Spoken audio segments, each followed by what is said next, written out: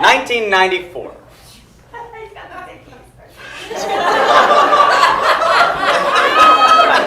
I double bag it. I don't know where I've been.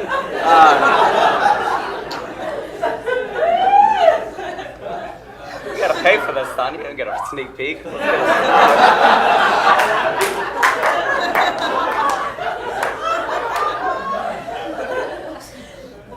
1994.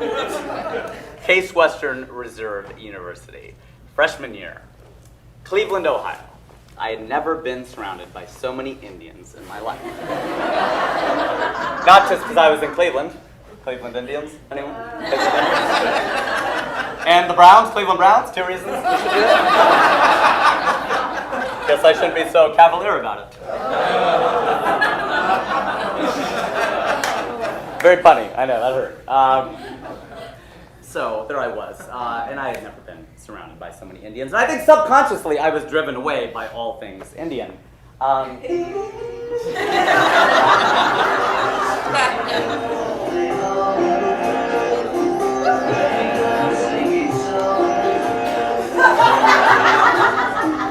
love how the Indians are like, dude, that's a Beatles song, come on.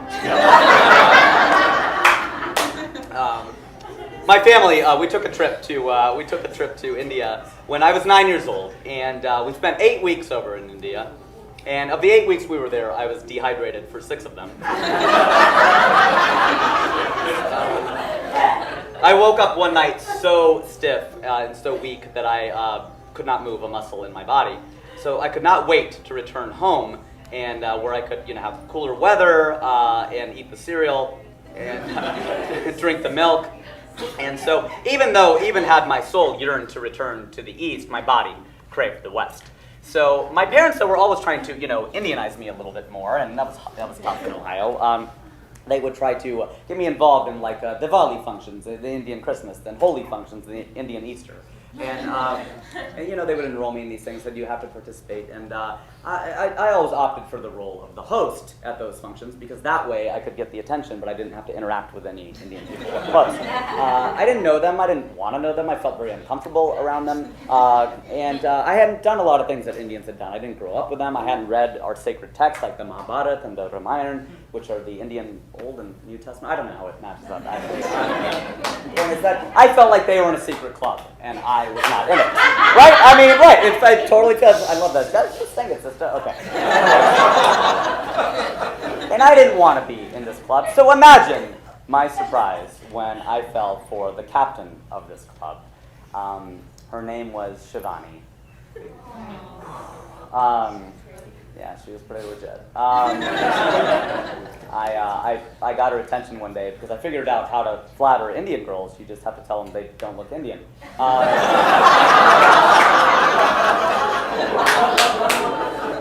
Hey, that's your issue, not mine. It's not on me. I walked right up to her and I go, gosh, Shivani, you're so beautiful. You don't look Indian. She goes, thank you. And so it began. It was Shivani. She was the first girl I liked in college, the first girl that I drank with regularly and had to go to the bathroom with, first girl I thought I might be in love with, and definitely the first Indian girl that I liked. It was unbelievable. We became practically best friends. We lived in the same dorm, and we would spend 5 hours a night in the same room.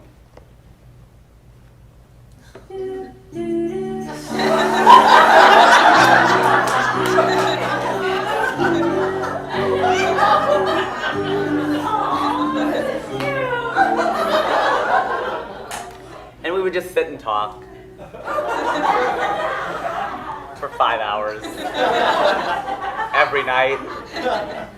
And I just never made a move. I did not do anything. We were a mixtape away from dating, really. Or maybe a lean-in, maybe a taking the plunge move, but it just didn't happen. And I don't know if I was just like vulnerable and just didn't feel like being more vulnerable. I didn't know if I was scared to death of that now higher and higher pressure kiss, or what if she did kiss me and Debbie materialized and reprimanded me? I don't know, I was a mess, okay? And it really affected my schoolwork. I forgot how to do school. I was so obsessed with Shivani that I just couldn't do anything. After getting an A on every single test first semester, I finished that first semester freshman year with a 3.27 GPA. The Indians are like, so you failed.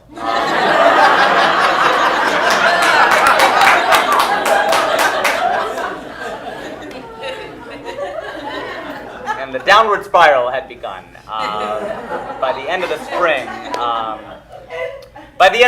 I lost my presidential scholarship, which was worth half my tuition, all because I had no intuition. And I was supposed to not go back the second year, but I begged my parents to send me back, and they took out all these loans. They didn't know why, and it was really only to go back and see Shivani. And by the end of the second year, I essentially failed out of school. I earned a D and 2 Fs on my final report card that did not read Rajiv needs to settle down.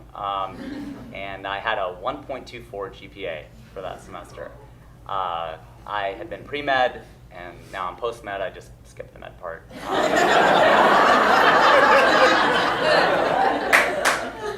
Yeah. But that was it. My chase of medical school was over. And $25,000. That's what it cost my family. 25 G's. 25 G's? Really? To be a litany of firsts and none that mattered? First Indian I liked? $25,000 for that? I mean, 25, she should at least be her first BJ. That might be worth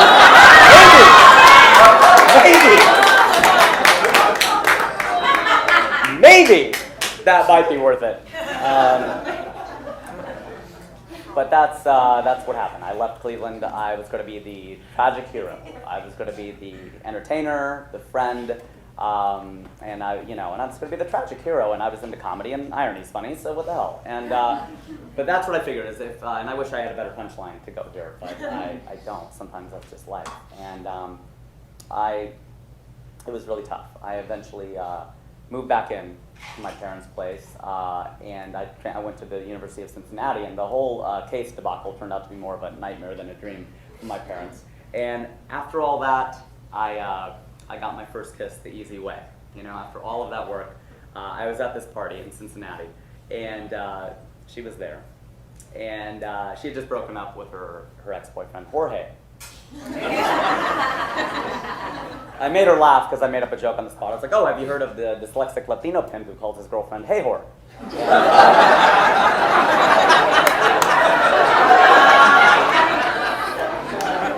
Yeah, that's what she said. She was like, so cute, touched my arm, got her phone number, you know that.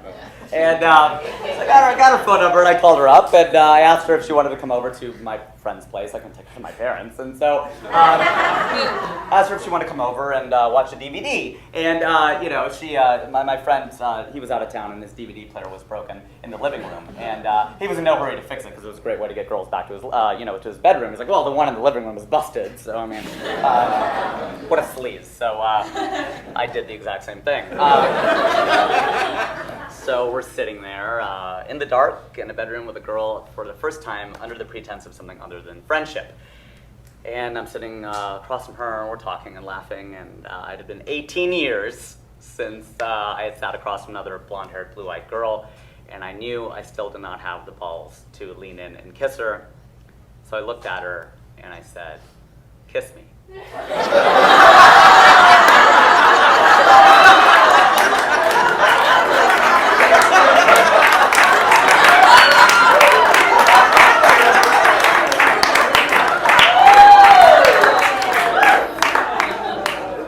And she did!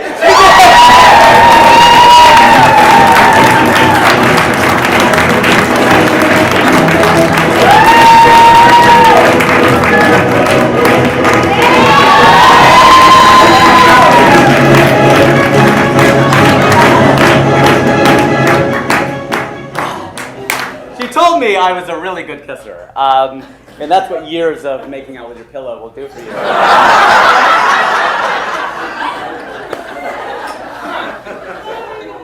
If I ever start a band, it's going to be called Pillows for Practice. Don't take that. That's mine. I'm taking. Don't take that. Like I'm starting a band with my viola. But okay, anyway. So, please remember to like, share, and subscribe. for more content.